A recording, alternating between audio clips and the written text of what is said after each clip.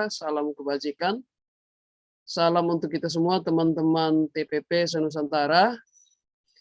Selamat menjalankan ibadah puasa untuk teman-teman yang sementara menjalankannya. Dan juga selamat sore untuk kita semua, peserta ngabuburit persiapan sertifikasi TPP se-Indonesia. Sekali lagi selamat sore untuk kita semua. Hari ini kita bertemu lagi untuk hari yang kedua dalam rangka pembahasan materi terkait dengan rencana sertifikasi tenaga pendamping profesional sesuai dengan yang telah dikeluarkan Peraturan Menteri Ketenagakerjaan Republik Indonesia nomor 102 tahun 2021 tentang standar kompetensi kerja nasional Indonesia untuk pendamping profesional. Pada hari yang pertama kemarin kita sudah membahas bagaimana melakukan fasilitasi pendataan di desa oleh TPP. Maka hari yang kedua ini kita masuk ke materi yang kedua atau standar kompetensi yang kedua, yaitu bagaimana menggunakan data hasil pendataan itu dalam perencanaan pembangunan di desa. Oleh karena itu, pada kesempatan sore hari ini, saya sebagai host, Frankie, akan mengundang Cak Itong sebagai pemantik yang akan memaparkan materi terkait dengan penggunaan data desa dalam proses perencanaan desa. Oleh karena itu, saya langsung undang saja pemantik kita pada sore hari ini, yaitu Cak Itong. Selamat sore, Cak Itong. Selamat sore, Bung Franky. Apa kabar? Baik-baik saja? Puji Tuhan, alhamdulillah baik. Ya, baik. Oke, sahabat TPP sekalian. Jadi kesempatan pertama sebelum materinya Cak Itong, saya berikan kesempatan ke Bang Sam untuk memberikan kata pembuka untuk kita semua yang hadir pada kesempatan sore ini. Silakan, Bang. Baik, terima kasih Bung Pengki. Assalamualaikum warahmatullahi wabarakatuh. Sahabat pegiat SDGs Desa yang berbahagia. Kembali kita bertemu di program pegiat SDGs Desa, yaitu Ngabuburit SDGs Desa. Hari ini merupakan episode kedua, kelanjutan dari episode yang kemarin, dari kompetensi yang dipersyaratkan di SKKKNI. Kita akan mengupas soal bagaimana pemanfaatan data desa. Sahabat pegiat SDGs Desa, bahwa proses perencanaan pembangunan desa itu membutuhkan data yang akurat. Ya. Oleh karena itu, keabsahan, kesahihan data yang dihasilkan baik dari data SDGs Desa maupun dari data IDM, data Podes, data stunting, dan data-data lainnya, itu menjadi penting untuk bisa dipahami oleh pemerintah desa, terutama teman-teman tenaga pendamping profesional desa, bagaimana memfasilitasi pemanfaatan data desa untuk perencanaan pembangunan desa. Nah, sore ini kita akan berdiskusi lebih jauh dengan Cak Itong. Semoga apa yang disampaikan oleh pemantik nanti bisa membuka, menginspirasi teman-teman TPP semua, sehingga dalam melakukan fasilitasi di desa tidak menjadi kendala dan mendapatkan insight bagaimana kapasitas kita, kompetensi kita dalam memfasilitasi pemanfaatan data desa. Selamat berdiskusi dan salam pegiat SDGs Desa. Kembali ke Bung Franky. Oke, terima kasih Bang Sam atas pencerahannya. Sekarang tanpa berlama-lama, mari kita langsung ke Cak Itong untuk memaparkan materi terkait dengan kegiatan kita hari ini. Silakan Cak Itong. Terima kasih Bung Franky. Assalamualaikum warahmatullahi wabarakatuh. Selamat sore.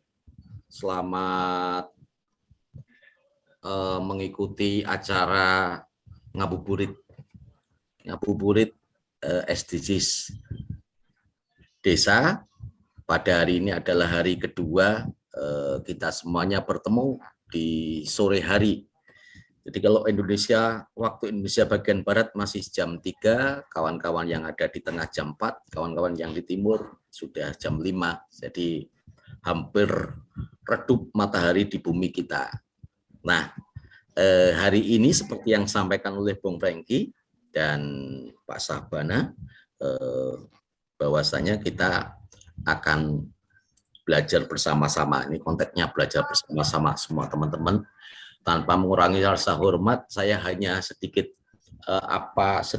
menyampaikan yang saya ketahui, karena saya pun juga masih belum menjadi pelaku yang mengikuti proses sertifikasi.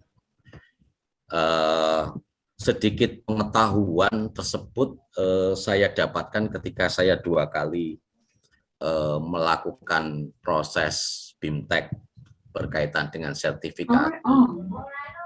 Waktu itu sertifikasi fasilitator pemberdayaan masyarakat. Jadi di tahun 2015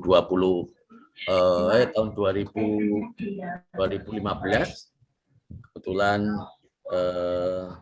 saya yang menjadi ketua DPC Ikatan Pelaku Pemberdayaan Masyarakat Indonesia saat itu di Kabupaten Jember, bekerja sama dengan tempat uji kompetensi Universitas Negeri Semarang, melakukan kerja bareng dalam rangka melakukan BIMTEK terhadap 127 fasilitator Program Nasional Pemberdayaan Masyarakat Pedesaan, dan kemudian di tahun 2017 juga masih dengan lembaga yang sama menggelar BIMTEK dengan peserta teman-teman PD dan PLD serta TA saat itu di kawasan Banyuwangi, Jember, Lumajang. Dari 2 event itu sedikit sekali yang saya ketahui berkaitan dengan sertifikasi, dan puji Tuhan, syukur alhamdulillah dalam perkembangannya ternyata kita menjadi bagian yang mendapatkan kesempatan untuk diakui profesi kita. Dan Menteri Tenaga Kerja seperti yang disampaikan oleh Bung Franky tadi sudah mengakomodir berkaitan dengan proses pengakuan profesi kita. Dan pada kesempatan hari ini kita mencoba konsentrasi untuk belajar bersama pada kompetensi kedua, yaitu melakukan fasilitasi pemanfaatan data desa. Mohon maaf, saya izin untuk share screen materi berkaitan dengan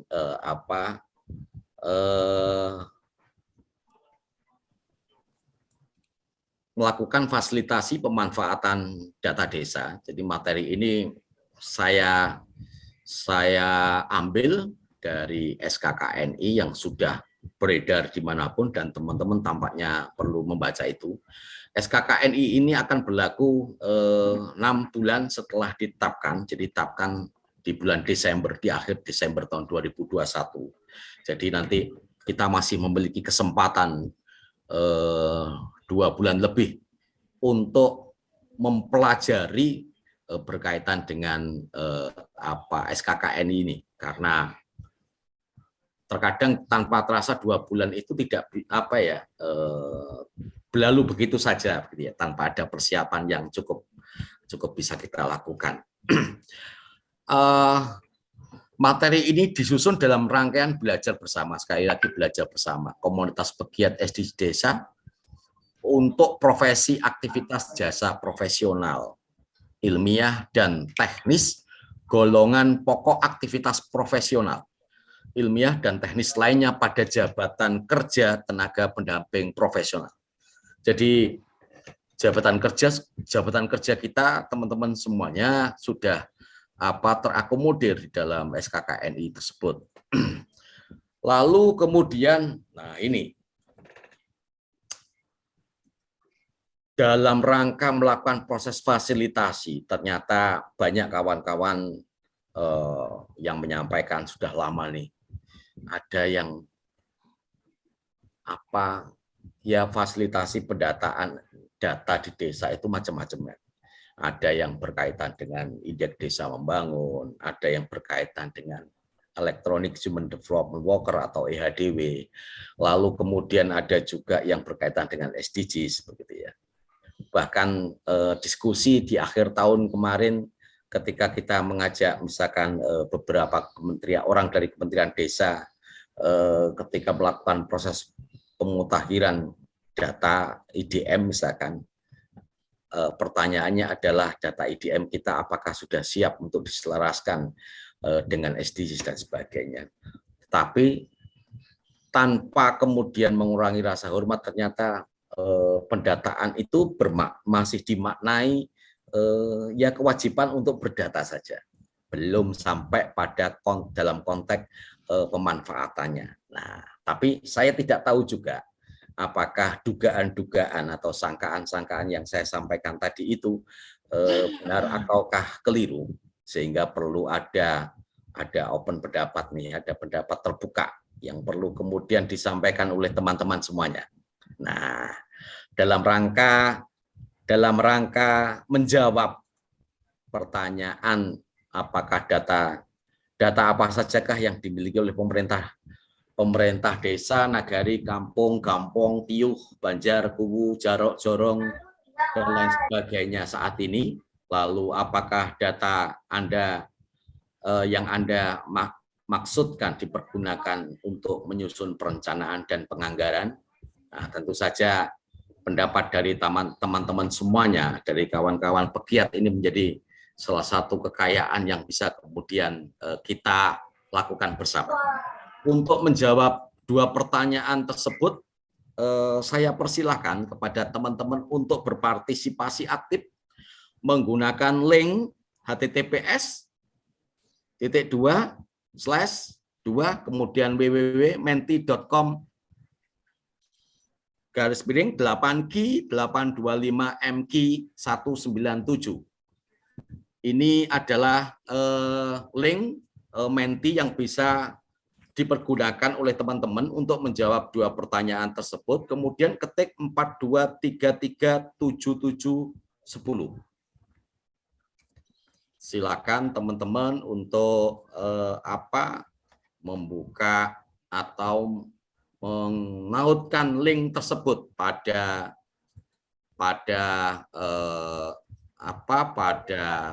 perangkat di masing-masing teman-teman. Berapapun yang memberikan komentar terhadap pertanyaan tersebut tampaknya menjadi penting untuk kita ketahui bersama. Oke, nah ada tampil di Bung Franky, tampil apa di layar? Masih materi tadi. Oh, masih materi tadi. Oke. Coba saya perbarui share screen-nya. Oke, sudah ada yang menjawab ini. Ada dua, data SDGs desa, data IDM. Silakan jika ada yang menambahi, ada dua orang. Data kependudukan, sudah ada 3 pemberi SDGs, IDM, stunting, SAI. Nah, sudah tambah lagi 3 penanggap. Mantap, mantap, mantap. Ini kita semuanya sedang ini apa ini? 42337710. IDM, SDGs, profil, Prodeskel. Sip.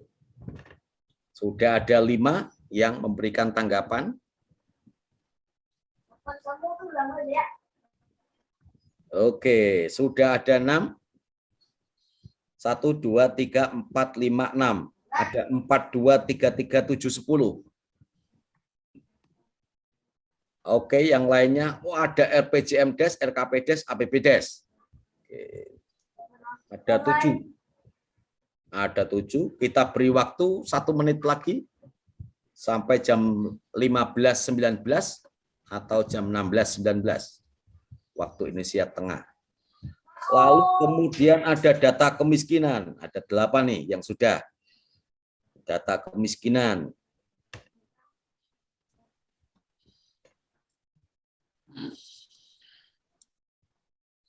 Ada tambah lagi IDM, SDGs, profil, Prodeske sudah ada 11. Ada EHDW. Wih, keren nih tambahan-tambahannya. Dari 20 peserta ada 12 penanggap. 20 kurangi saya sama host sama Bung Franky mungkin karena konsentrasi di sini sehingga sehingga masih 18 yang memungkinkan untuk memberikan jawaban. Sementara masih 12. Oke, bisa kita akhiri untuk yang pertama.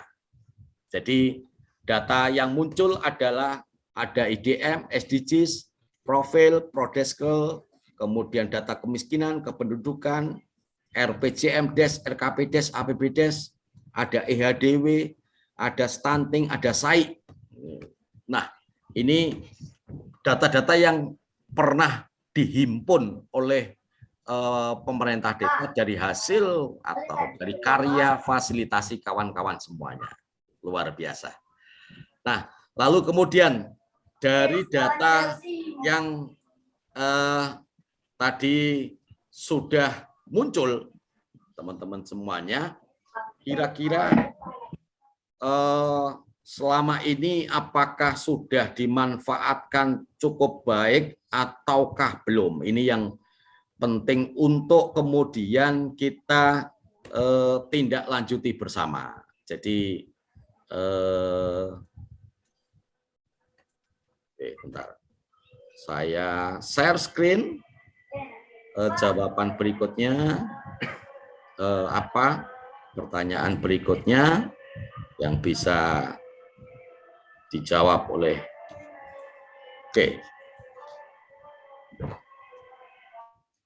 Pertanyaannya adalah apakah data yang Anda maksudkan, jadi tadi ada IDM, ada SDGs desa, ada kemudian EHDW, ada Prodeske, itu sudah dipergunakan untuk menyusun perencanaan dan penganggaran. Satu orang menyampaikan belum.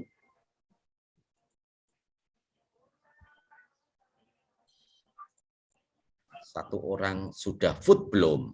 Satu orang belumnya bertambah, yang sudah tetap.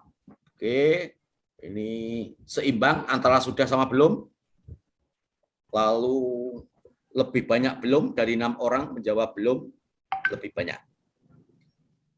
7 orang sudah menjawab, sebagai jawaban terbanyak adalah belum. Sudah ada 7 orang.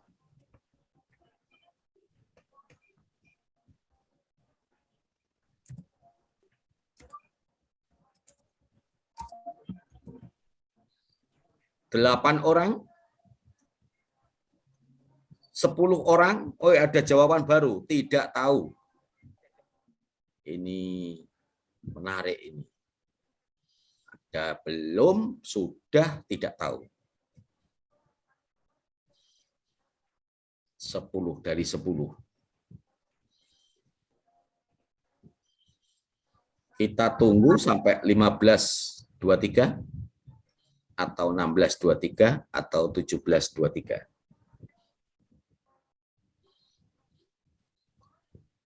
11 orang, jawaban terbanyak adalah belum. Lalu diikuti sudah, dan terakhir adalah tidak tahu. Ya, yang belum semakin bertambah, posisi sudah semakin berkurang, persentasenya ada 12 orang yang sudah mengisi pertanyaan ini. Oke, kita akhiri teman-teman semuanya. Sebelum saya tutup share screen berkaitan dengan hasil jajak pendapat ini, ini kita bisa melakukan evaluasi. Artinya benar dugaan-dugaan yang saya sampaikan tadi bahwasanya pendataan yang dilakukan oleh pemerintah desa menggunakan aplikasi apapun, kemudian dalam tema apapun, tampaknya sekedar berdata. Belum kemudian dipergunakan sebagai dasar pengambilan kebijakan, baik dalam rangka penyusunan perencanaan maupun penganggaran. Nah, dari 12 orang terbanyak menyatakan belum. Lalu diikuti oleh sudah, kemudian yang terakhir tidak tahu. Nah ini, yang terakhir tidak tahu, semoga ini yang menjawab bukan TPP, ada orang, atau mungkin semoga jawaban ini adalah jawaban menggoda kita, Bung Franky. Iya.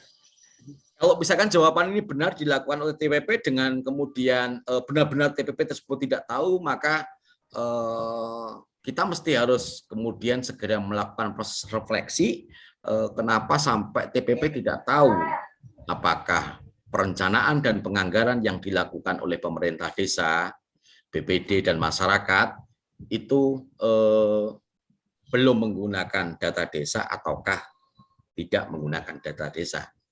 Karena proses pendampingan teman-teman TPP sudah masif dan tampaknya juga sudah oke-oke, pemerintah desa sudah welcome pada TPP dan kita semuanya. Sehingga ketika ada jawaban tidak tahu, ini membuat kita terkejut semuanya. Apakah kondisinya sedemikian dramatis sehingga belum bisa diterima di lokasi dampingannya, kok tidak tahu begitu. Oke, berikutnya saya kembali lagi teman-teman pada paparan. Jadi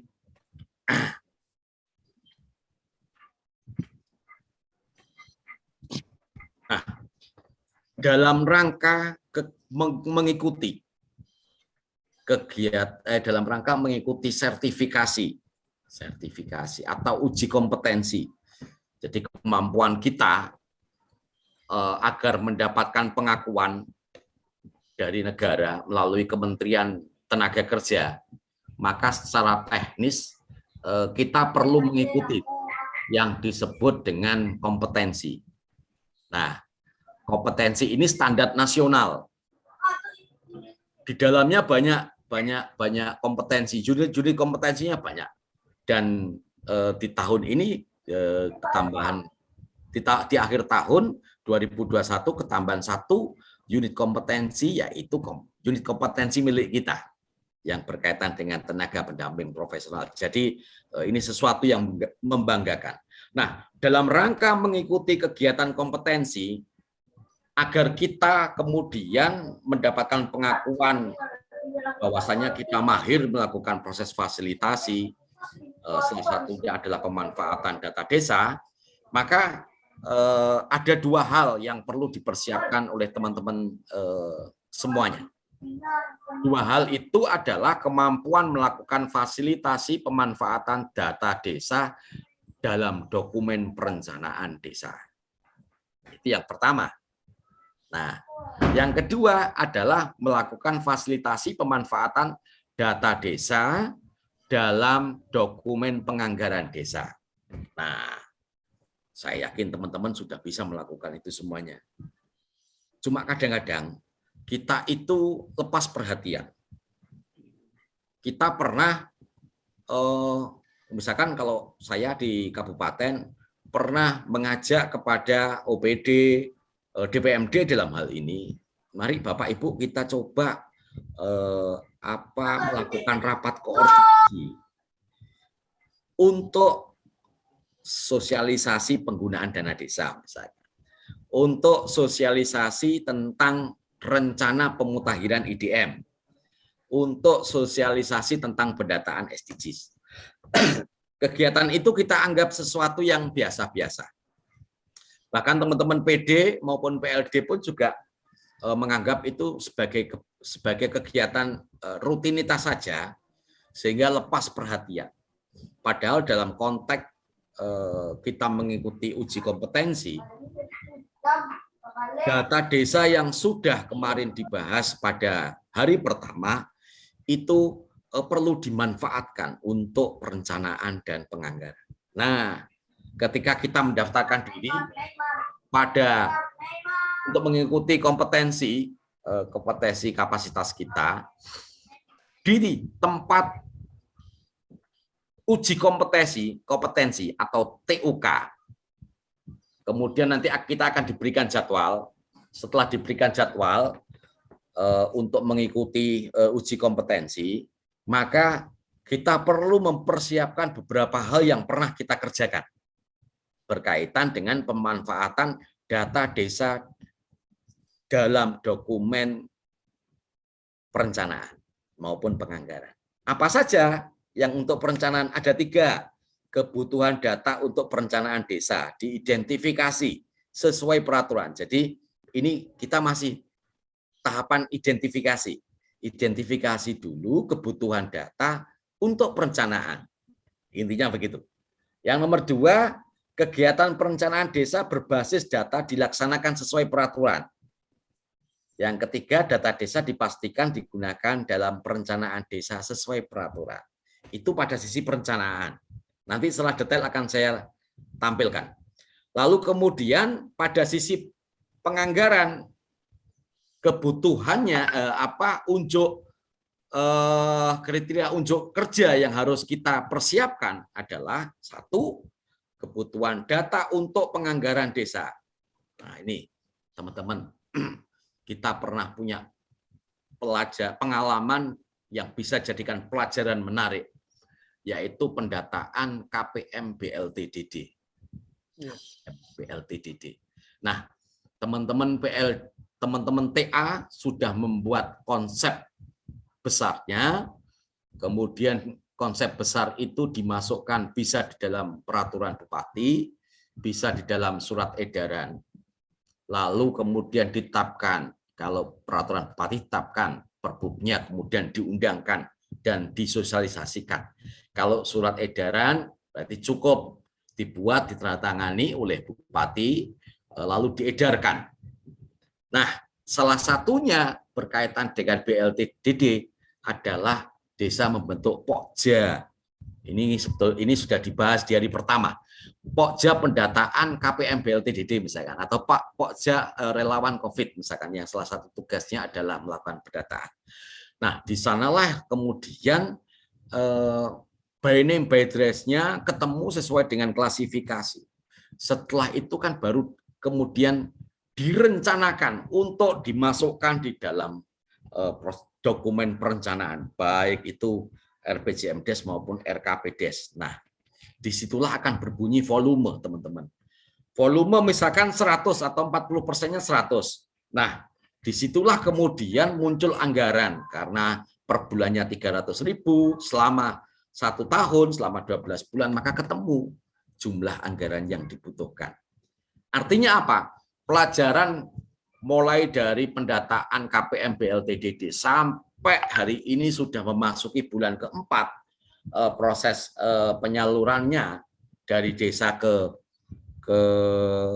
KPM ini menandakan bahwasannya alur pemanfaatan data itu sebetulnya seperti itu. Tapi pada konteks data-data yang lainnya, misalkan ada SDGs desa, ada IDM, kemudian ada pendataan stunting dari Electronic Human Development Worker atau EHDW, atau bahkan SIA, atau bahkan aplikasi-aplikasi yang lokal yang dibangun oleh pemerintah kabupaten. Tampaknya hanya sekedar berdata, masih belum dimanfaatkan cukup baik untuk dijadikan sebagai bahan pengambilan kebijakan, baik di level desa maupun di level kecamatan maupun di level kabupaten. Jadi berlalu begitu saja.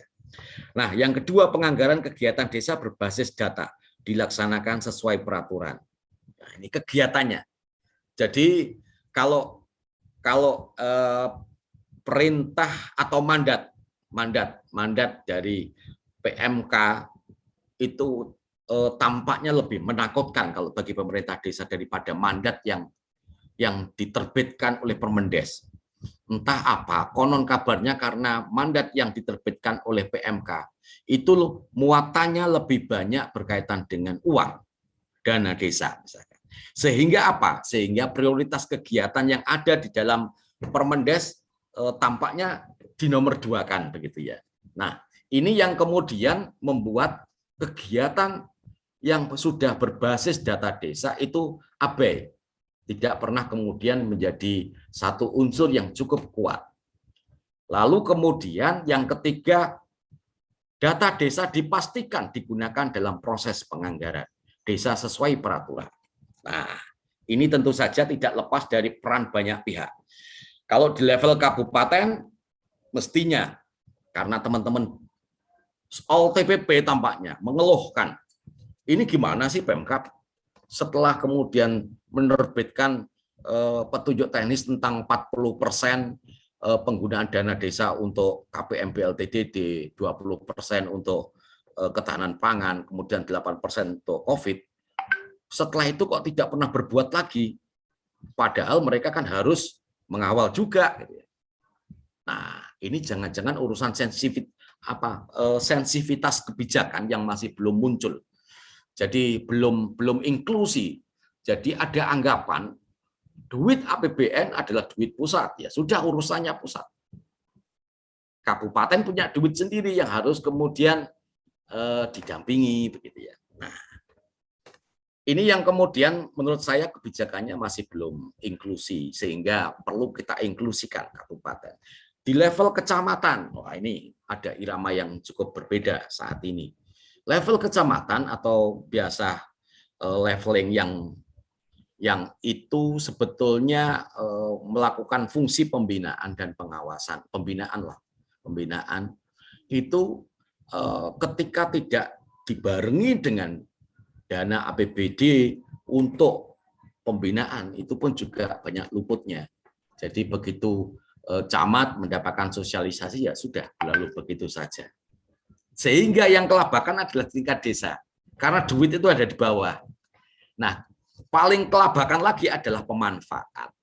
Pemanfaat itu siapa? Yaitu data desa.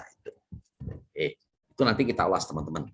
Nah, ini saya sedikit mencoba untuk mengotak-atik dari file lama yang berkaitan dengan pemenuhan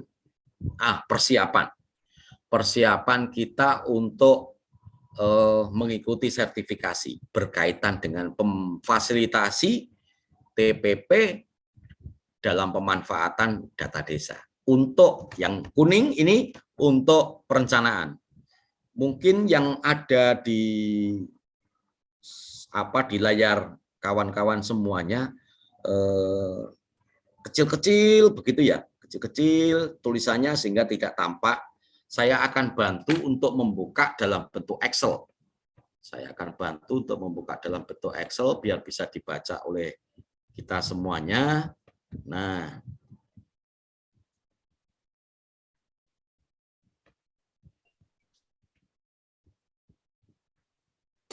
Nah, seperti ini. Bang Mek, mohon maaf saya harus membuka Excel, Bang Mek. Jadi ini konsep persiapan kita semuanya, teman-teman, berkaitan dengan standar rencana kita untuk mengikuti uji kompetensi ini. Sehingga ini beberapa persiapannya. Ini nanti mungkin Pak Ketua bisa juga menyediakan dirinya untuk menyampaikan yang dasar-dasar, misalkan salah satunya adalah kode unit. Nah, kode unit kita itu adalah M.74 TPP01.002.2. Jadi ini ada maknanya pemberian kode ini, teman-teman semuanya. Makna itu nanti insya Allah nanti akan bisa disampaikan khusus oleh Pak Ketua, karena makna kode unit ini diawali oleh, jadi ada histori ini, ada sejarah nih, ada sejarah masing-masing kementerian, kelembagaan ini sedang membangun kelembagaannya atau organisasinya, salah satunya berkaitan dengan upaya meningkatkan kapasitas seluruh pekerjaannya, termasuk dalam hal ini adalah TPP. Nah, judul unit kompetensi kita, teman-teman, yaitu yang nomor 2 ya, yaitu melakukan fasilitasi pemanfaatan data desa. Melakukan fasilitasi pemanfaatan data desa. Yang hari kemarin adalah melakukan fasilitasi pendataan. Hari ini melakukan fasilitasi pemanfaatan data desa. Deskripsinya, jadi deskripsi dari unit kompetensi ini adalah unit kompetensi ini berhubungan dengan pengetahuan. Pengetahuan teman-teman ya. Nomor 2 keterampilan. Dan nomor 3 adalah sikap kerja yang dibutuhkan oleh tenaga pendamping profesional dalam melakukan fasilitasi pemanfaatan data desa. Sehingga ketika misalkan desa belum menggunakan data desa, maka kalau kita merenungkan diri, maka perenungan itu akan memunculkan banyak pertanyaan. Apakah karena saya tidak memiliki pengetahuan? Apakah saya tidak memiliki keterampilan? Bahkan apakah saya tidak memiliki sikap kerja yang konsisten misalkan, sehingga pemerintah desa tidak menggunakan data desa sebagai basis perencanaan. Itu perenungan. Nah, harapannya dengan mengikuti kegiatan ini, teman-teman tidak sekedar kemudian kita bersiap-siap menuju uji kompetensi diri, tetapi paling tidak hari ini kita bisa mengukur yang sudah kita lakukan. Dalam bahasa saya, misalkan yang biasa saya sampaikan, jangan sampai kita terjebak pada aktivisme gitu ya, aktivis belaka begitu ya, nggak tahu ke timur, ke barat, ke selatan, utara, tapi harus punya visi ya paling penting. Nah, setelah deskripsi, maka yang terpenting untuk kita kenali adalah elemen kompetensinya. Ada 2 elemen kompetensi. Yang pertama adalah melakukan fasilitasi pemanfaatan data desa dalam dokumen perencanaan desa yang seperti saya sampaikan tadi. Oke. Lalu kemudian kriteria untuk unjuk kerja. Nah, ini teman-teman. Kriteria unjuk kerja ini yang pertama kebutuhan data untuk perencanaan desa diidentifikasi sesuai peraturan. Sesuai peraturan ini sudah dibatasi di dalam SKKNI. Peraturan yang dimaksud adalah berkaitan dengan peraturan yang berkaitan dengan RPJMDes, RKPdes, DU RKPdes. Ada 3. Meskipun pusat, Kementerian Desa, Kementerian Dalam Negeri misalkan, lalu gubernur, lalu kabupaten, dalam membahas poin ini, yaitu poin kebutuhan data untuk perencanaan desa, maka perspektifnya adalah untuk kebutuhan terbitnya regulasi RPJMDes, RKPdes, dan DU RKPdes. Sehingga teman-teman semuanya pada konteks kriteria unjuk kerja ini ada kata-kata unjuk kerja, teman-teman. Jadi menyampaikan atau membursakan karya-karya kita yang sudah pernah kita lakukan di tahun 2021 misalkan. Karena misalkan saya, Bung Franky, dan lain sebagainya sudah memfasilitasi penyusunan regulasi misalkan yang berkaitan dengan penggunaan data desa untuk perencanaan. Di tahun 2021 kemarin sudah kita lakukan. Sekarang kita diminta untuk mengunjukkan seperti apa sih karya-karya Bung Franky, Itong, dan sebagainya yang berkaitan dengan kebutuhan data untuk perencanaan. Nah, kita kan nggak bisa ngomongnya secara verbal saja. Saya pernah menghadiri pertemuan dengan OPD untuk membahas perencanaan kabupaten misalkan. Saya pernah mengajak DPMD membahas tentang penyusunan draft Perbub perencanaan misalkan. Tidak bisa kita hanya menyampaikan verbal. Perlu ada sesuatu yang bisa dimaknai Dimaknai yang verbal tadi perlu ada pengakuan nih. Bentuknya bisa jadi macam-macam. Oke, nanti berkaitan dengan bentuk akan saya sampaikan. Lalu pada konteks yang ke-1 ini beberapa variabel yang perlu kemudian kita persiapkan, misalkan saat kita fasilitasi pemerintah kabupaten dalam mengidentifikasi jenis-jenis data desa yang dapat dipergunakan untuk perencanaan. Seperti tadi misalkan, apa saja sih jenis-jenis data yang ada di desa itu? Ada SDGs desa, ada IDM, ada EHDW dan sebagainya.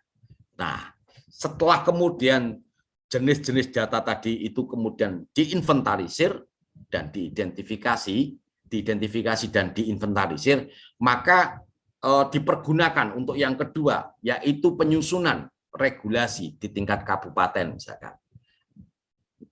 Perbub perencanaan pembangunan desa, misalkan berbasis data desa, misalkan. Atau seperti yang beberapa waktu lalu, ada Pak Rudi dari Kabupaten Tulang Bawang Barat yang sudah menyampaikan berkaitan dengan Perbub penyusunan RPJMDes, RKPDes. Lalu ketiga adalah sosialisasi. Jadi setelah disusun, ditetapkan, baru kita sosialisasikan.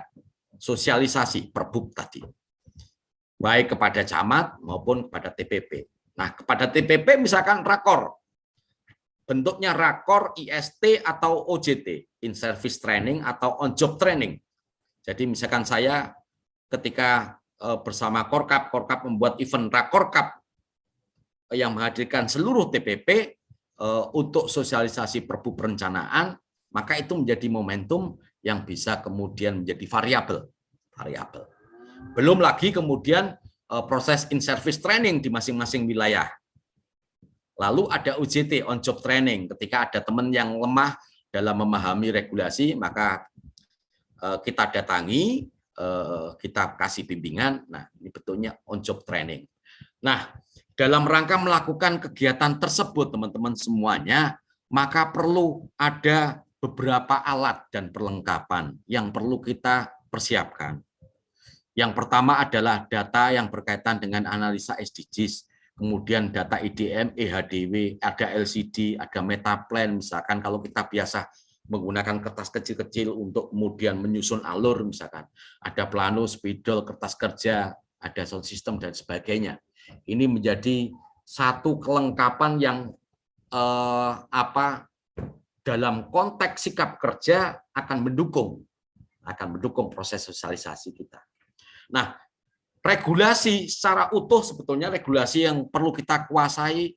Nah, ini ada regulasi yang perlu dikuasai, tapi selama ini jarang kemudian kita pelajari, teman-teman, yaitu Undang-Undang Nomor 39 Tahun 2019 tentang kebijakan Satu Data Indonesia. Ini lahirnya 2019, berarti sudah masuk di tahun ketiga. Apakah kita sudah mempelajari ini untuk menjadi jadi kalau misalkan anggap peralatan dan perlengkapan ini adalah alat kerja kawan-kawan semuanya, yang ini peraturan yang harus dikuasai ini adalah ya brainware, ya instrumen soft atau dasar yang harus kita miliki. Karena profesi kita profesi yang berkaitan dengan jasa salah satunya. Nah, itu kalau kita tidak memiliki kemampuan satu memahami, maka kita tidak bisa menguasai regulasi ini. Karena apa? Ada regulasi yang itu di dalamnya ada sanksi misalnya, tapi ada regulasi yang tidak ada sanksinya. Ketika seperti dihadapkan oleh regulasi-regulasi seperti itu, maka pertanyaannya adalah bagaimana all TPP, all pegiat SDGs dalam membumikan regulasi-regulasi itu sehingga di masing-masing leveling terjadi implementasi. Ini yang tantangan terbesar, tantangan terberat yang harus kemudian kita mau tidak mau harus kita kuasai, teman-teman. Lalu kemudian ada Permendagri yang berkaitan dengan penetapan batas desa, ada Permendagri yang berkaitan dengan pengelolaan keuangan desa, ada Permendes yang berkaitan dengan Musdes, ada Permendes yang berkaitan dengan pedoman umum pendampingan masyarakat, ada Permendes yang berkaitan dengan juga pedoman umum pembangunan desa dan masyarakat, dan regulasi-regulasi lainnya yang kemudian bisa kita jadikan instrumen yang bisa memperkuat di masing-masing leveling tadi itu.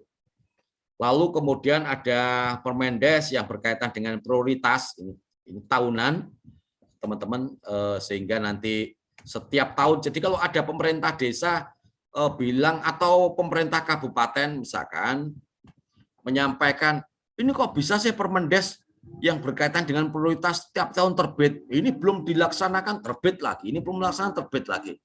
Maka pertanyaan yang muncul, kira-kira pemerintah kabupaten atau Pak Camat atau pemerintah desa paham tidak tentang peraturan yang berkaitan dengan prioritas yang itu sifatnya tahunan?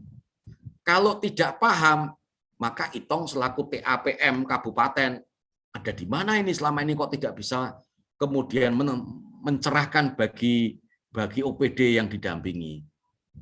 Jangan-jangan Itong tidak pernah ngopi bersama dengan OPD dan sebagainya. Ini pertanyaan-pertanyaan. Jadi sesungguhnya yang mereka tanyakan, kalau kita mau bercermin, itu cermin kita yang ada di depan kita itu retakkah atau ataukah sudah sempurna begitu ya penampilan kita. Seperti itu.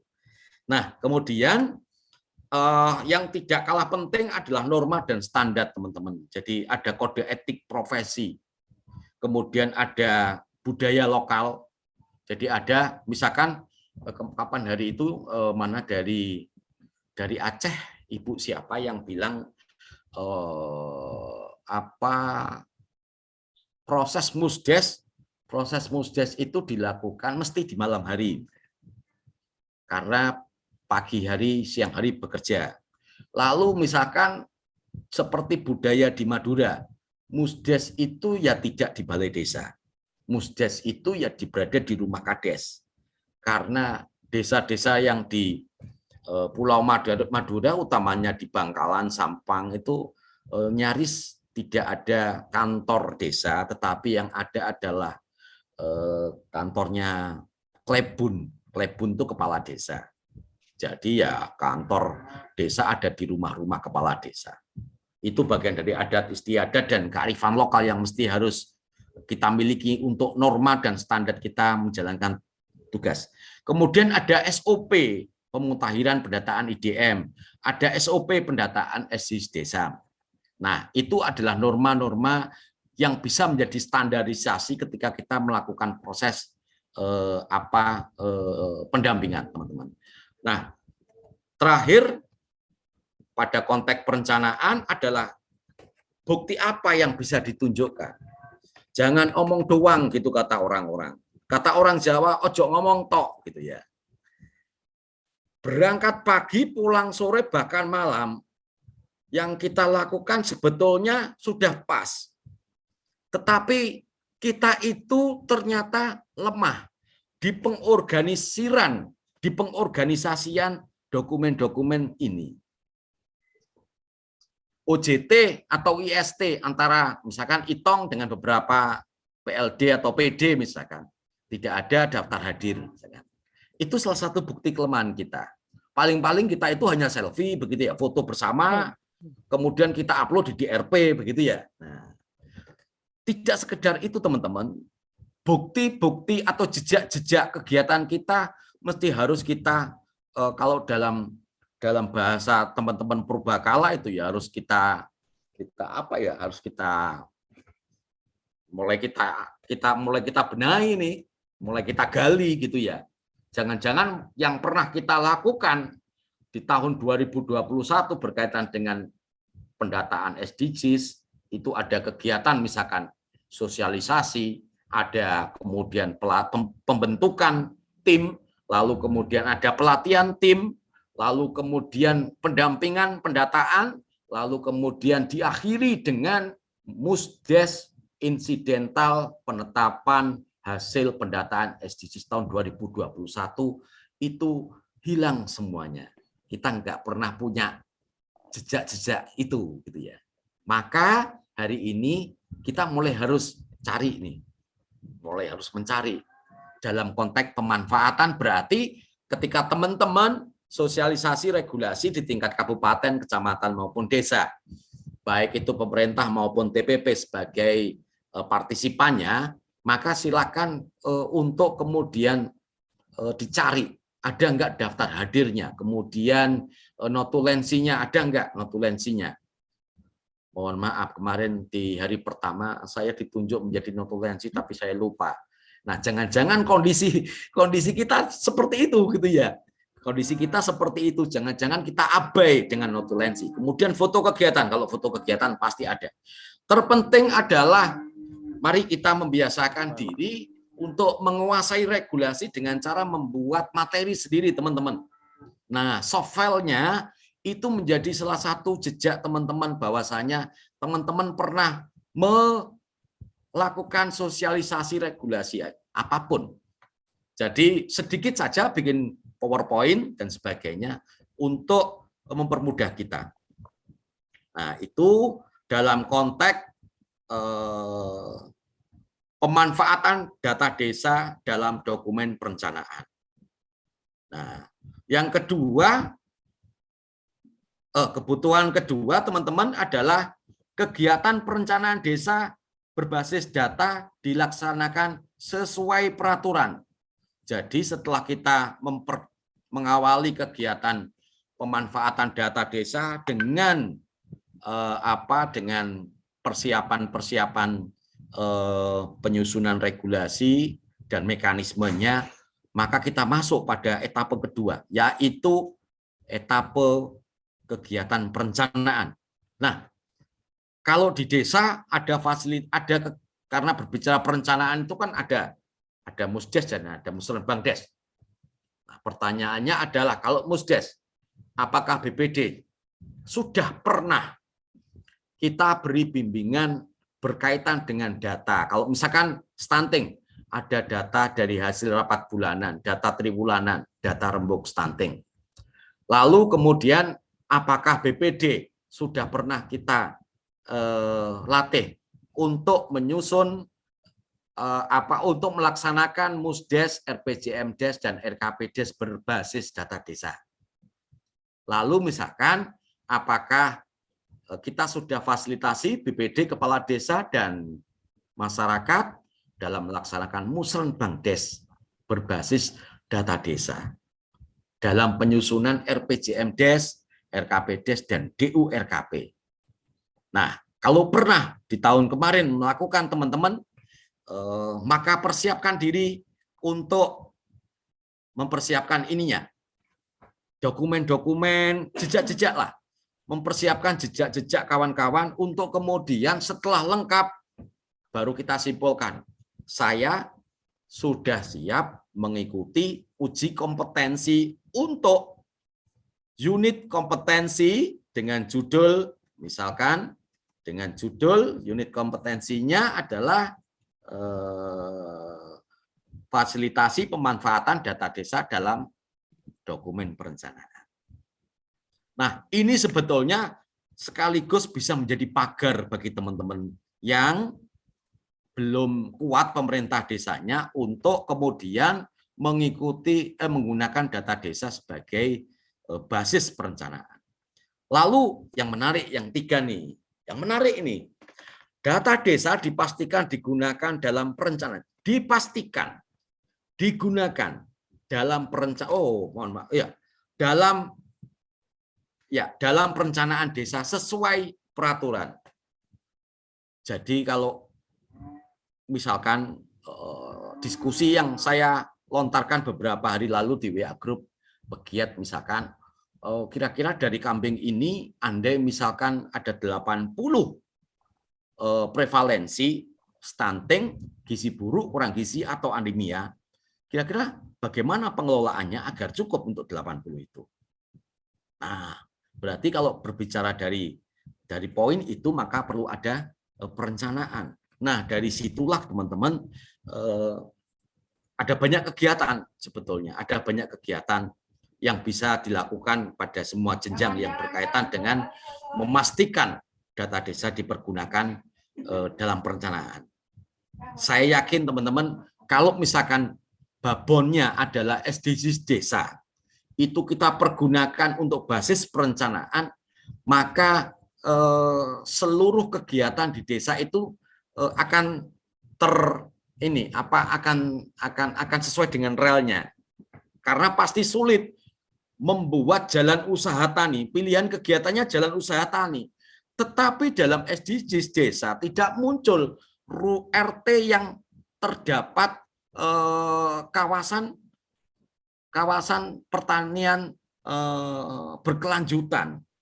Lalu mau diletakkan di mana ini pembangunan jalan usaha tani kalau belum ada kawasannya? Nah, itu teman-teman. Lalu kemudian jangan lupa teman-teman juga untuk mempersiapkan portofolionya atau bukti yang bisa kemudian menjadi jejak teman-teman semuanya, bahwasanya teman-teman pernah fasilitasi upaya memastikan data desa sebagai data desa dalam perencanaan. Pastikan dokumen-dokumen jejak-jejak itu ada. Nah, terakhir nanti teman-teman juga bisa pelajari ini. Ini ada penganggaran juga sama teman-teman, sama. Stressingnya adalah stressingnya berada di sini pada jejak. Stressingnya di sini jejak. Jejak ini perlu teman-teman persiapkan karena teman-teman mau mendaftarkan diri untuk mengikuti uji kompetensi. Sehingga jejak-jejak ini perlu dipersiapkan. Oke, masuk Bung Franky sedikit lagi ya. Saya masuk di poin pengakhiran. Di poin pengakhiran materi saya ini saya hanya ingin menyampaikan bahwasanya kita semuanya yang sedang atau yang akan mengikuti uji kompetensi itu seperti orang merangkak. Padahal kita pernah berdiri, padahal kita pernah berlari, tapi kita dipaksa untuk merangkak. Merangkak itu karena apa? Karena ada beberapa tahapan. Ada beberapa tahapan dalam proses mengikuti uji kompetensi. Yang pertama adalah konteks penilaian. Itu yang pertama, konteks penilaian. Yang kedua, persyaratan kompetensi. Yang ketiga, pengetahuan dan keterampilan yang diperlukan. Yang keempat, sikap kerja. Yang kelima, aspek. Baru kita menang. Baru kita menang. Nah, lalu kemudian ini dalam konteks penilaian kompetensi. Yang pertama, dalam pelaksanaannya peserta harus dilengkapi dengan peralatan atau perlengkapan, dokumen, bahan, serta fasilitas asesmen yang dibutuhkan, serta dilakukan pada tempat kerja atau tempat uji kompetensi yang aman. Aman itu, jadi teman-teman kalau mau memilih tempat uji kompetensi, maka pastikan tempat uji kompetensi itu ada layanan yang berkaitan dengan kompetensi kita. Jangan sampai kita mengikuti uji kompetensi kita di BLK, tidak mungkin ada. Karena di sana yang ada adalah tempat uji kompetensi untuk misalkan bengkel, mesin, penjahit, lalu elektronik. Nah, yang kedua, perencanaan dan proses asesmen ditetapkan dan disepakati bersama dengan mempertimbangkan aspek-aspek tujuan dan konteks asesmen, ruang lingkup, kompetensi, persyaratan peserta, sumber daya asesmen, tempat asesmen, serta jadwal. Ini penting juga, jadi perlu ada kalau kita mau mengikuti uji kompetensi, kalau kita secara komunal atau bersama-sama kolektif itu minimal ada 20 peserta. Seingat saya ada 20 peserta. Nah, mohon dipastikan di antara 20 peserta ada 1 atau 2 orang yang kemudian bisa menjadi wakil dari kita untuk membangun relasi dengan pengelola tempat uji kompetensi sampai kemudian muncul jadwal assessment. Karena apa? Tampaknya uji kompetensi kita tidak sehari selesai. Lalu untuk kabupaten-kabupaten yang tidak ada tempat uji kompetensi yang profesi kita pasti akan bergabung di kabupaten lain atau bahkan provinsi lain nih. Nah, maka perlu juga dibangun komunikasi bagaimana nanti live-in-nya selama di lokasi tempat uji kompetensi. Jadi ada hal-hal teknis yang perlu dipersiapkan di awal. Lalu metode asesmen yang dapat diterapkan meliputi kombinasi metode tes tulis. Kalau tes tulis itu mudah sekali, teman-teman. Yang sulit adalah tes yang lesan. Jadi ada tes lesan, ada tes tertulis. Nah, yang tes lesan ini kita mulai dari acara Zoom, webinar, ya. Karena unjuk kerja antara kita dengan si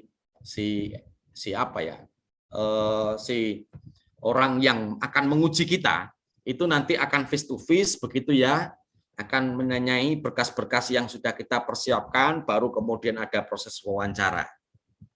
Sehingga ada tes lesan, ada tes tertulis, lalu kemudian ada observasi tempat kerja, lalu ada demonstrasi atau simulasi. Jadi yang pernah saya dapatkan adalah misalkan simulasi saat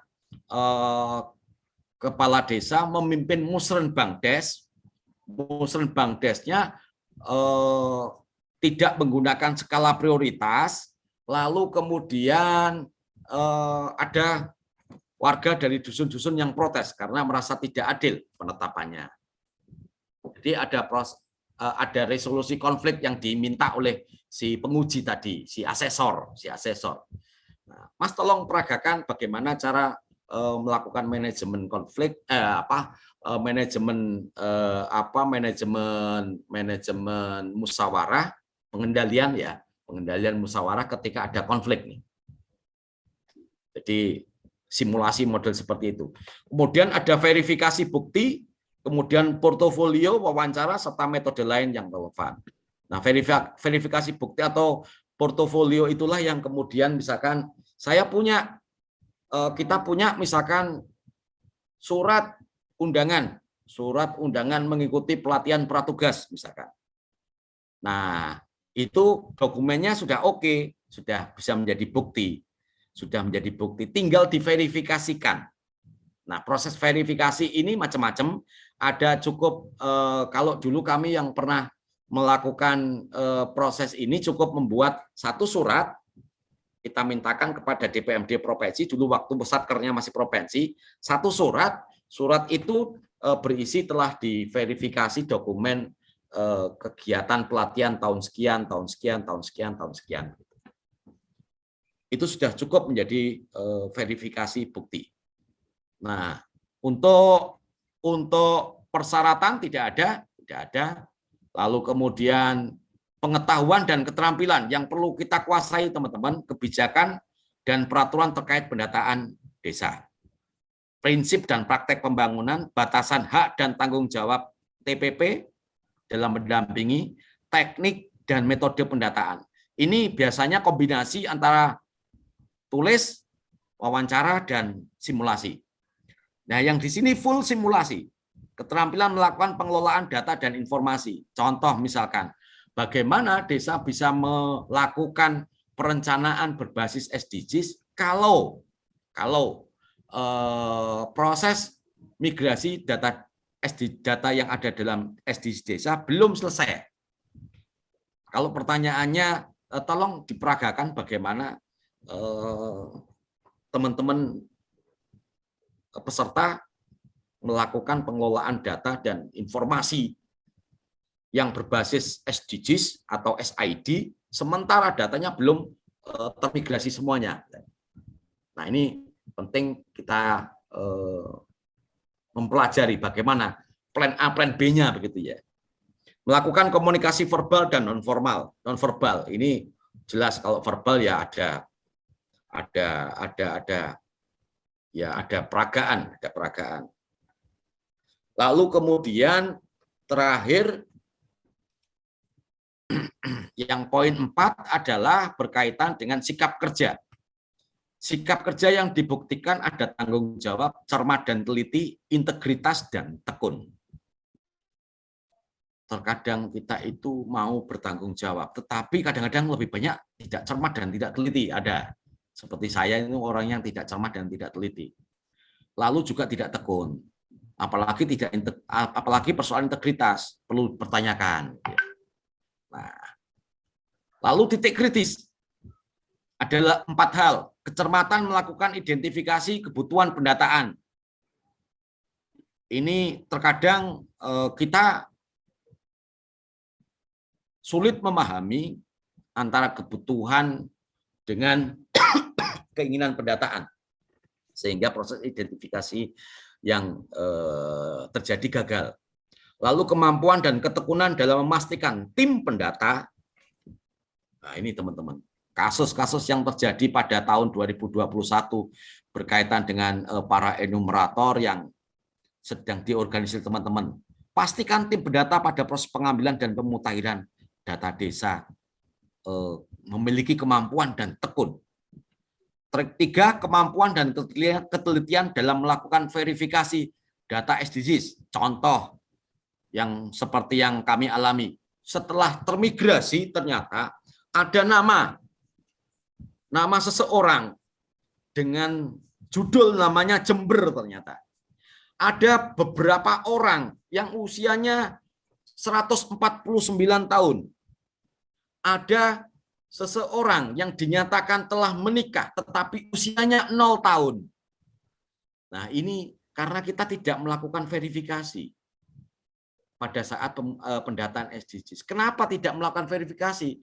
Karena tombol, kalau ada yang bilang karena tombol verifikasi untuk tim admin juga tidak ada gitu. Kami tidak bisa menolak. Nah, begitulah. Terakhir adalah kecermatan dalam melakukan penyusunan laporan kerja ini, teman-teman.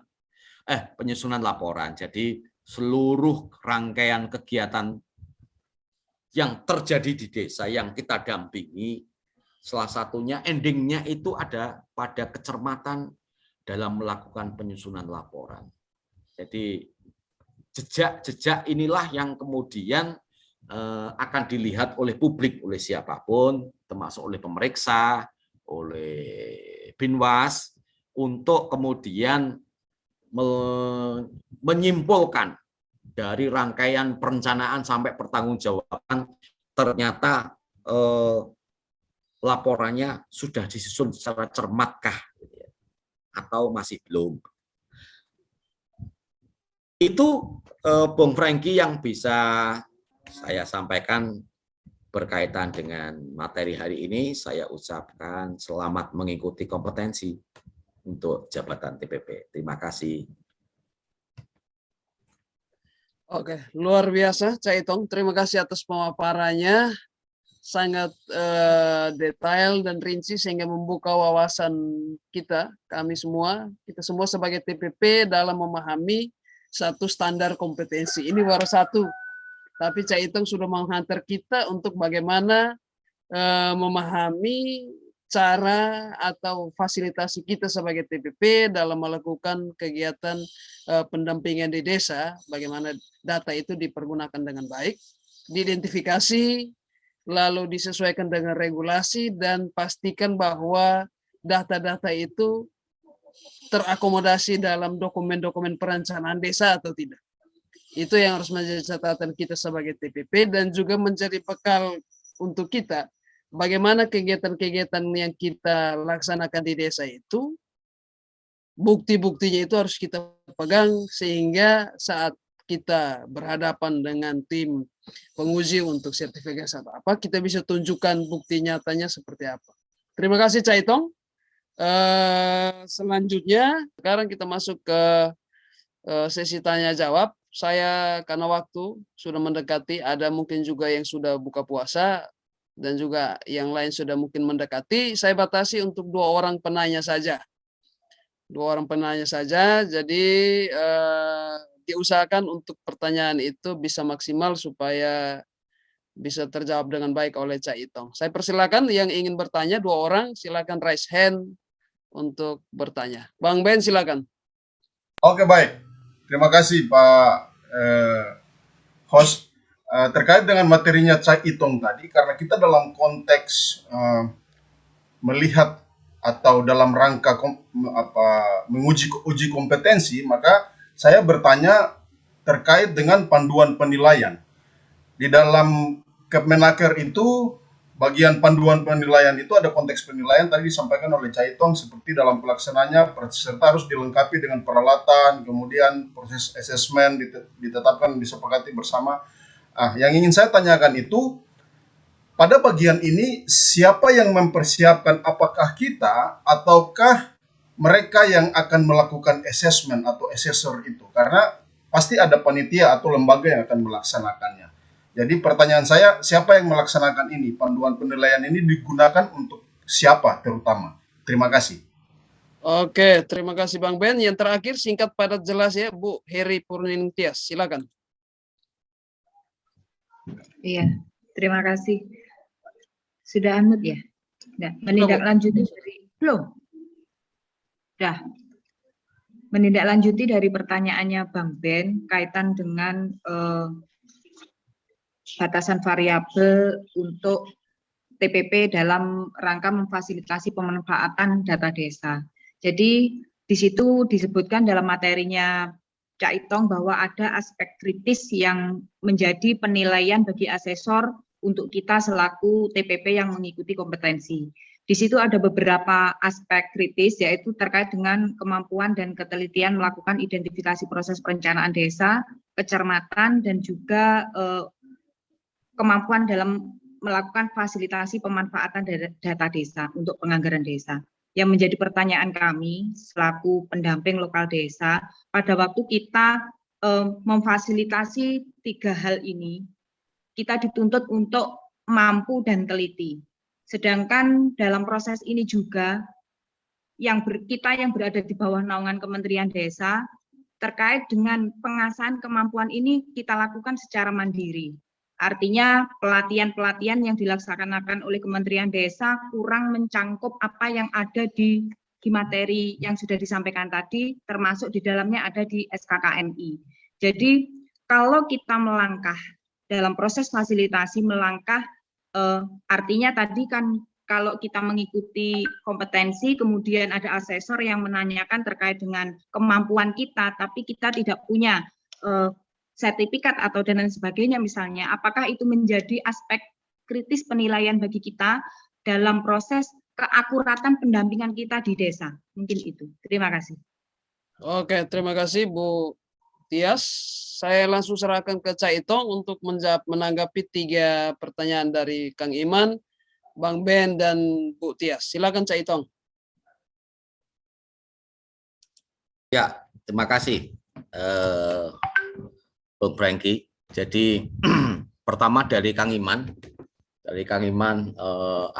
memberi semangat pada kita bahwasanya dalam proses pendampingan salah satunya adalah ada upaya untuk memastikan Kang Iman sebut adalah alat kerja begitu ya, ada perdes dan sebagainya. Nah, tahapan fasilitasi untuk memastikan itu apakah kemudian pertanyaannya adalah ya itu sudah dilakukan oleh teman-teman, tapi kemudian apakah ada satu jejak yang bisa kemudian dipergunakan untuk menunjukkan pada asesor bahwasanya ini jejak saya ketika saya memastikan. Nah, ini yang terkadang sangat sulit kita penuhi karena proses untuk memastikan regulasi-regulasi tersebut terkadang spontan. Pertama spontan, berarti tidak ada rencana kerja. Nomor dua adalah itu singkat, waktunya singkat. Singkat itu ketika misalkan tanya Pak Sekdes atau Ibu Sekdes, bisakah saya memastikan bahwasanya Perdes RKP Des maupun Perdes APB Des sudah ada kegiatan yang berkaitan dengan data desa hasil dari pendataan misalkan. Nah ini kan lihat-lihat kan, sifatnya lihat-lihat apa dokumen begitu. Ketika ini kita simpulkan, oh ini sudah ada kegiatan yang berkaitan dengan data desa pada APBDes maupun pada dokumen perencanaan. Nah, ini upaya untuk memastikannya kalau tidak dituangkan dalam bentuk checklist, maka kita tidak punya jejak. Secara verbal atau secara lisan kita bisa memberikan kesimpulan, oh ada. Ya. Nah, sehingga perlu ada checklist ketika teman-teman melakukan proses berdesa, melakukan proses pendampingan di desa, atau melakukan fasilitasi apapun. Nah, checklist itu sebetulnya akan bisa kita buat ketika kita di awal Januari atau di akhir tahun kemarin berkesempatan untuk membuat roadmap pendampingan tahun 2022 OLTPP. Artinya TAPM berbuat apa, PD berbuat apa, PLD berbuat apa. Nah, disitulah kita bisa membuat checklist sesuai dengan alur dan tahapan kerja selama 1 tahun. Karena alur dan tahapan kerja kita selama 1 tahun itu kan sebetulnya sama dengan tahun yang lalu, sama juga dengan tahun yang lalunya lagi. Nomor 2 yang disampaikan oleh Bung Ben berkaitan dengan perlengkapan bahan serta fasilitas asesmen. Kalau dokumen dan bahan bisa kita bawalah dari rumah, dari lokasi dari tempat kita masing-masing. Lalu fasilitas asesmen itu biasanya berupa meja, kursi, lalu ada konsumsi yang mereka persiapkan juga. Nah, dalam konteks peralatan dan perlengkapan seperti yang tadi saya tampilkan, misalkan untuk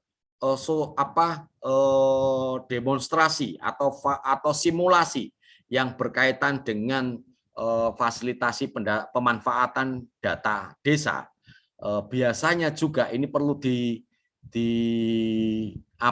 di-clearkan di awal. Biasanya itu juga disiapkan oleh tempat uji kompetensi. Jadi tempat uji kompetensi juga menyediakan perlengkapan seperti misalkan ada plano, ada LCD, ada komputer, yang itu mereka persiapkan ketika mereka mempersiapkan materi interview atau wawancara. Jadi kalau materi interview atau wawancara berkaitan dengan coba bikin diagram Venn dari hasil penggalian gagasan misalkan atau pemetaan sosial. Coba bikin peta kesehatan desa misalkan. Coba tunjukkan data lokasi BNBA KPM BLTDD misalkan. Nah, mereka ketika mempersiapkan materi-materi yang dipergunakan untuk interview biasanya sekaligus berpikir juga untuk menyediakan peralatan atau perlengkapan. Begitu Bang Ben.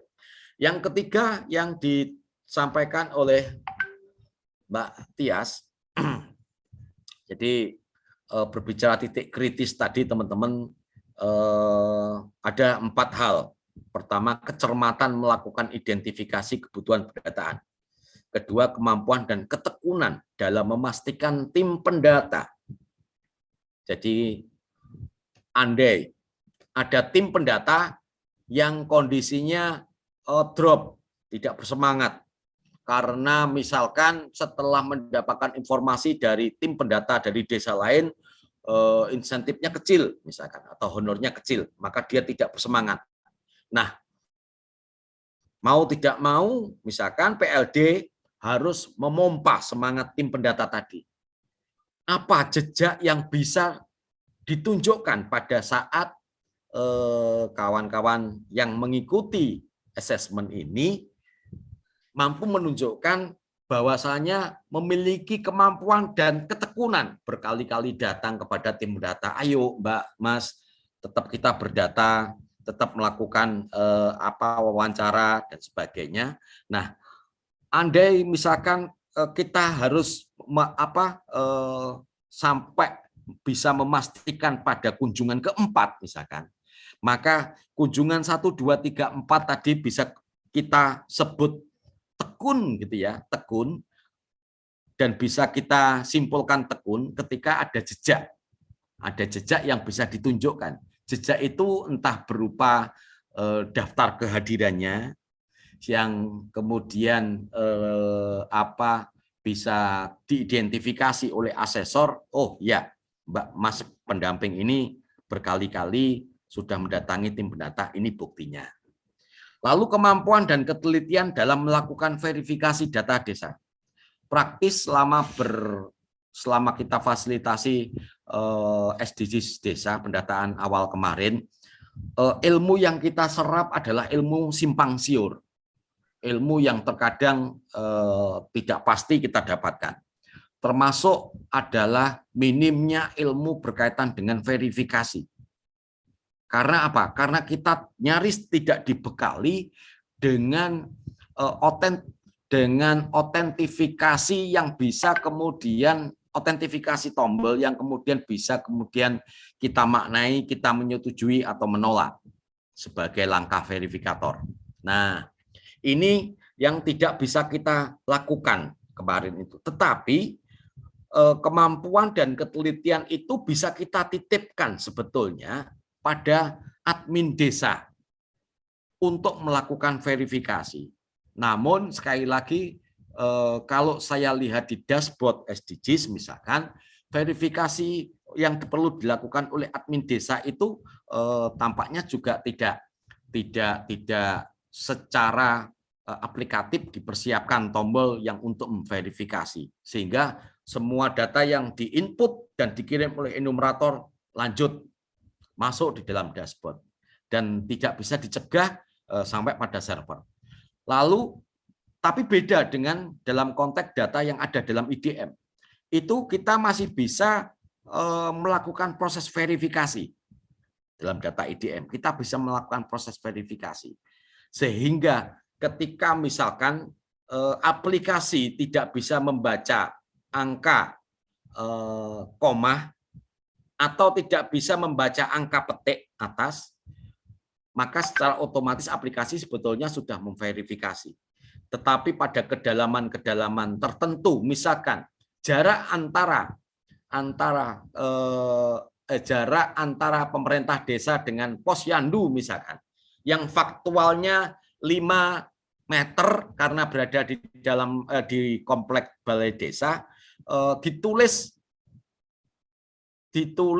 penulisannya misalkan adalah 5 kilometer misalkan. Ini kan berarti masih bisa kita verifikasi, Lalu kemudian pada aplikasi yang berkaitan dengan EHDW, itu pun juga nyaris tidak bisa kita verifikasi. Jadi sebetulnya alat-alat pendataan yang sudah di-launching oleh Kementerian Desa kepada pemerintah desa dan dimanfaatkan dan digunakan oleh publik melalui tim pendata, itu tampaknya memiliki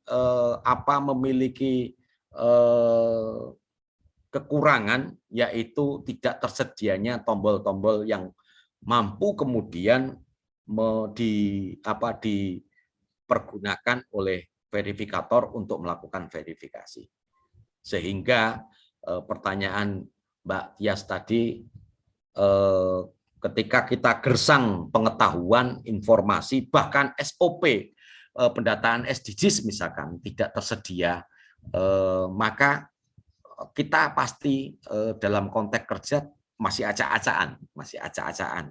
Jadi dampak dari ketidaksiapan Kementerian Desa dalam mempersiapkan manual book itu akan berdampak pada output yang dicapai dari proses verifikasi. Apakah kemudian itu bisa dibaca juga oleh asesor?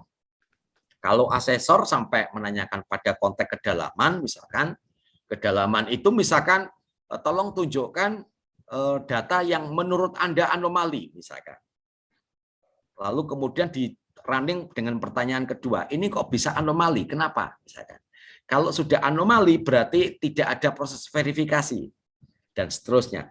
Nah, kalau asesor sampai kemudian meminta kita mendemonstrasikan aplikasi yang ada, lalu menemukan ada data-data yang tidak wajar, maka bisa jadi pertanyaannya berkaitan dengan apa titik kritis ini akan terlontar, dan apakah itu akan berdampak pada proses penilaian. Saya pikir itu kembali lagi pada konteks bagaimana kita bisa menyampaikan secara verbal tadi itu. Begitu yang bisa saya jawab. Terima kasih Cak Itong atas penjelasan dari 3 pertanyaan itu. Itu juga mungkin sekalian sebagai closing statement dari Cak Itong. Jadi sekarang saya langsung ke Bang Sam. Waktu diberikan kesempatan 1 menit untuk closing statement. Silakan Bang Sam. Baik, terima kasih Bung Franky selaku host kita pada topik kedua sore hari ini. Teman-teman, luar biasa sekali ya. Kita mendiskusikan banyak hal tadi terkait dengan pemanfaatan data desa, bagaimana data yang ada itu kemudian bisa membantu proses perencanaan pembangunan di desa. Nah, satu hal yang mesti kita pahami dalam konteks bagaimana memfasilitasi pemerintah desa terkait dengan data adalah akurasi dan validitas data itu sendiri. Tadi Cak Itong sudah mengulas bagaimana titik kritis di pemanfaatan data, bagaimana teman-teman memahami alur tahapan progres terkait dengan fasilitasi pemanfaatan data desa. Karena ketika teman-teman nanti atau kita semua lah ya mengikuti proses sertifikasi, salah satu hal yang mungkin dipertanyakan oleh asesor itu adalah apakah kita paham mengenai alur tahapan dan juga teknis bagaimana memanfaatkan data desa itu sendiri dalam perencanaan pembangunan, dalam dokumen perencanaan pembangunan, apakah RPJM, RKP gitu ya, sehingga keterkaitan antar regulasi yang mengatur proses perencanaan pembangunan dan integrasi data pendukung itu menjadi sebuah hal yang penting dan sebuah keniscayaan untuk bisa kita sama pahami. Terima kasih banyak Cak Itong atas waktunya, dan semoga ini memberikan inspirasi, pencerahan bagi kita semua, teman-teman. Kita bertemu kembali di edisi esok, masih di Ngabuburit SDGs Desa ya, teman-teman. Jadi ini mudah-mudahan bisa menjadi wahana kita untuk belajar bersama dan sama-sama belajar, mengasah, mengasihi, dan mengasuh peningkatan kapasitas diri di semua TPP, terutama pegiat SDGs Desa. Kami mengucapkan terima kasih banyak dan semoga teman-teman sehat selalu dalam keadaan walafiat dan menikmati buka puasa bagi yang berpuasa, dan bagi yang tidak juga silahkan melanjutkan sarapannya. Gitu ya. Terima kasih, kami kembalikan ke Bung Franky dan Pak Ipak. Ya, terima kasih Bang Sam. Oke, dengan demikian maka ucapan terima kasih diberikan kepada kita semua yang sudah berpartisipasi aktif dalam Ngabuburit SDGs hari kedua ini. Semoga apa yang disampaikan bisa bermanfaat untuk persiapan diri kita menuju sertifikasi pendukung desa. Oke, demikian acara ini saya tutup.